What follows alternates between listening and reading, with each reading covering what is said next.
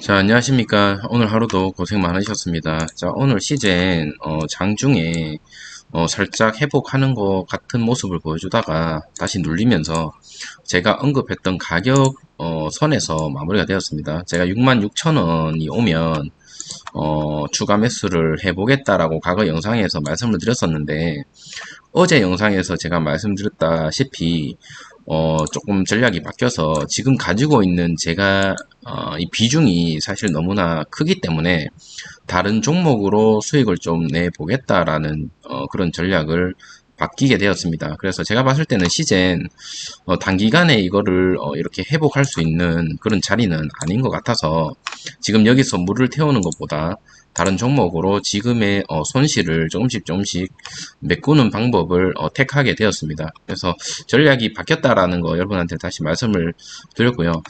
제가 지금 고점에 사실은 평단가가 고점이기 때문에 여기서 물을 엄청나게 많이 태우지 않는 이상은 크게 티가 안 날 것 같아서 그냥 지켜봤지만 역시나 66,000원 물론 이제 장중에 저점 때 얼마까지 떨어졌냐면요. 64,800원까지 떨어지다가 회복했고 66,000원까지는 회복하는 모습을 보여줬습니다. 그래서 도치형 형태의 캔들을 만들어 줬고요. 내일 만약에 이게 단기 저점이라면 이렇게 반등을 할 거고 단기 저점이 아니라면 또다시 이렇게 떨어지는 모습을 보여주지 않을까라는 생각이 듭니다. 제 개인적인 바람으로는 단기 저점이기를 바라고 과거 영상부터 제가 이 가격대를 말씀을 드렸다시피 이제는 지지를 하고 좀 올라가 주는 모습 보여줬으면 좋겠다. 이때까지 이 차트는 시즌의 1, 2분기 쉽게 얘기해서 상반기에 대한 차트라고 본다면 여기까지요.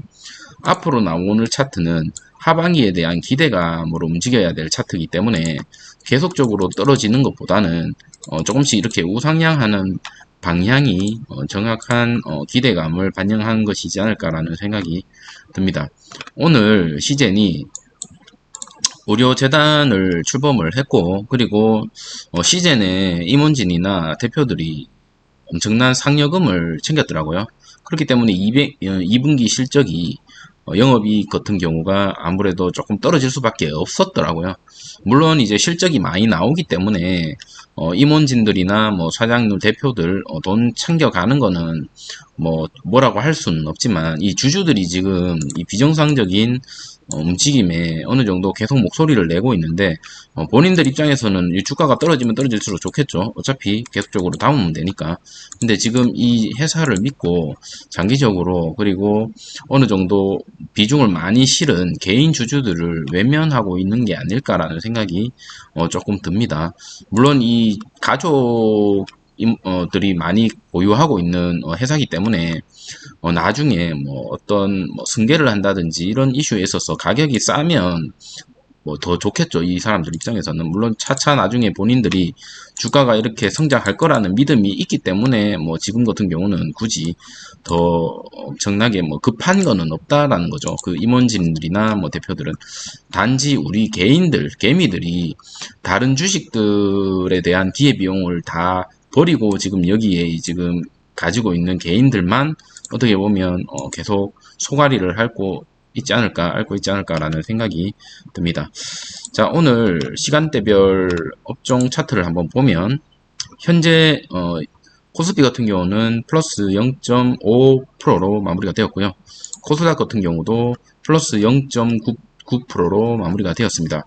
하지만 시젠 같은 경우는 어쨌든 조금 눌리면서 마무리가 되었고 오늘 시젠이 개인들이 매도를 쳤고 외국인과 기관이 매수를 하면서 주가를 조금 끌어올리나 싶었더니 크게 올리지는 못하고 장중에 양봉을 조금 기록하긴 했지만 기록하지 못하고 내림목으로 마무리가 되었습니다.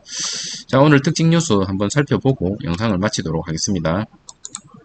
자, 아까 말씀드렸다시피 시젠이 오늘 글로벌 의료 사업 추진단을 출범을 했고 그 이후에 있어서는 분자 진단 대중화 시동을 걸기 위한 출범이다라고 보여집니다. 하지만 장중에 살짝 반등을 하나 싶었더니 이 뉴스가 뜨고 나서요.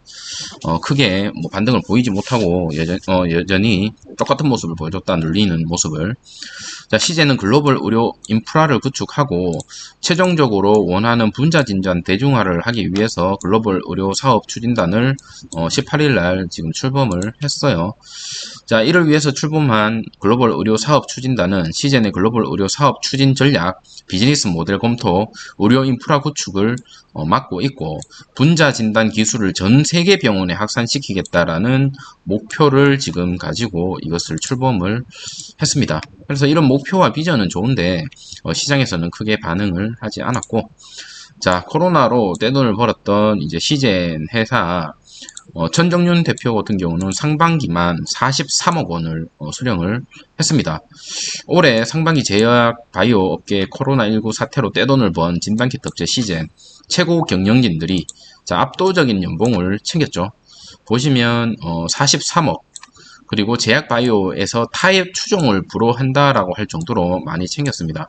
상여금 30억. 자, 코로나 사태에 따른 실적 보상금이라고 하고 있고, 최진수 사장은 8억, 이호 사장은 5억. 이 이호 사장 들어온 지 얼마 안 됐는데 많이 챙겨가네요. 그죠?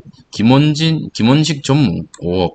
전부 상여금을 엄청나게 많이 수령을 했습니다. 물론 돈 잘 벌고 본인들이 고생했기 때문에 챙겨가는 거에 대해서 이렇다 저렇다 할 그럴 거는 아니지만, 개인 주주들의 지금 심정을 안다면 사실 이렇게 들어오는 거에 대해 주가 관리에 대해서 어느 정도 조금 신경을 좀 써줬으면 좋겠다라는 겁니다. 그게 뭐 대표라든지 임원진들이 주식을 매수를 한다라든지 그런 뭐 어떤 공시, 과거에 현대자동차가 그랬죠. 현대자동차가 6만 원대였을 때 대표가 1000억 이상씩 몇 번을 거쳐서 본인 자사주 매입을 해줬죠. 그러면서 그 이후에 반등이 심하게 오면서 현대자동차가 20만원 이상 돌파했던 그런 사례가 있었습니다. 시제도 마찬가지로 본인들 이 성과금 챙기는 거에 대해서 뭐라 하고 싶지는 않습니다만, 이런 부분에 있어서 본인들이 주가 관리에 대해서 어느 정도 신경을 쓴다면 이 돈을 뭐 다 넣으라고 얘기하기에는 좀 우습지만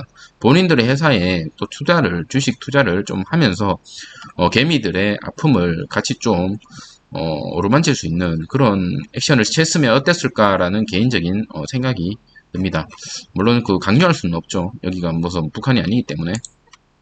자, 미국에서 하루 코로나19 사망자가 지금 1000명이 넘어서고 있다고 얘기를 합니다. 델타가 생각보다 심각한 것 같습니다. 자, 미국에서 1시간에 42명씩 코로나19로 목숨을 잃고 있다라고 얘기를 하고 있고, 백신 접종률이 낮은 지역들이 그 대상이다라고 합니다. 즉, 백신 접종은 이제는 필수인 것 같습니다.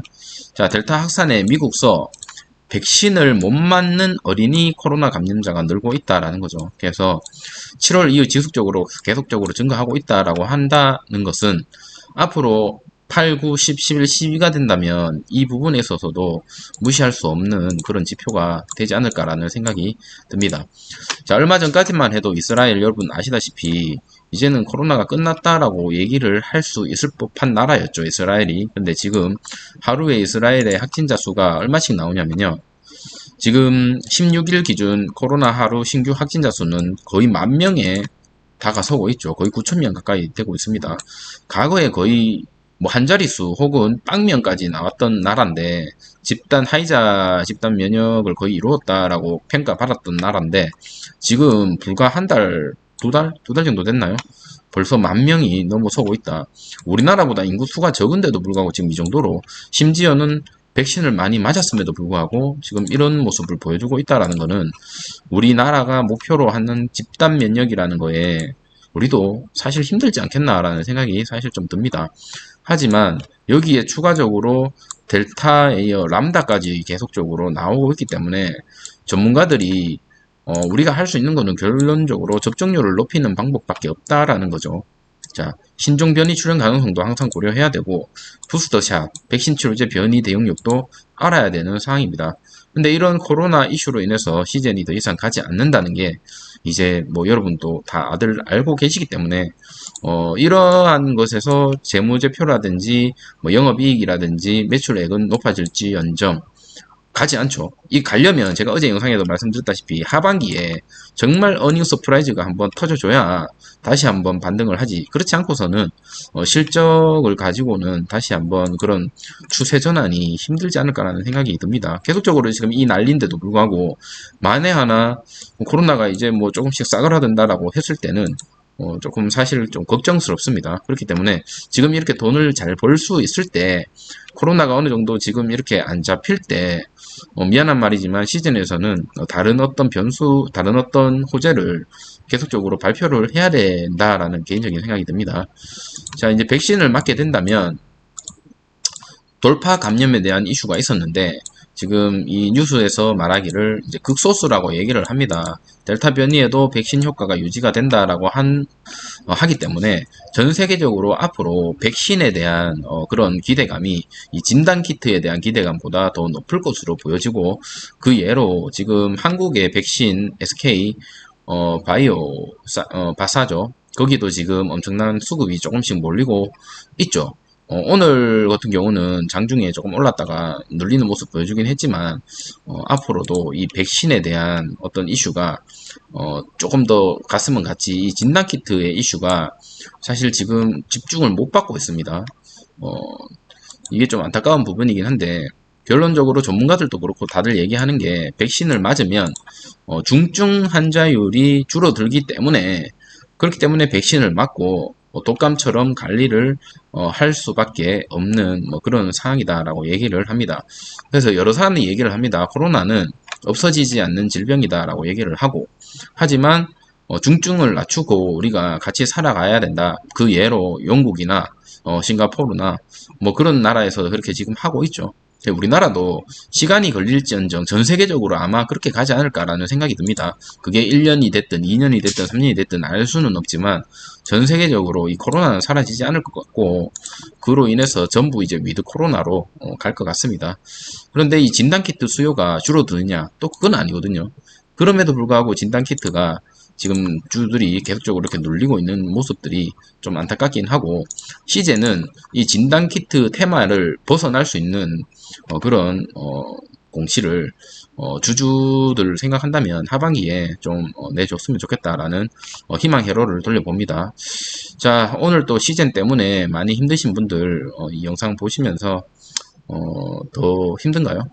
저도 이제 이 영상을 찍으면서 사실은 이제 여러분들한테 이런 얘기 하기가 이제 미안할 정도로 주가가 계속적으로 떨어지다 보니까 이제는 영상을 찍지 말까라는 생각도 사실은 좀 들긴 하지만 제가 이 영상을 계속적으로 찍고 뉴스를 챙기면서 여러분들과 함께 하면서 마지막에 제가 손절을 해도 어찌됐든 저와 함께 해주신 분들한테 끝까지 공개를 할 의무가 있을 것 같아서 영상은 계속적으로 찍을 생각이고요.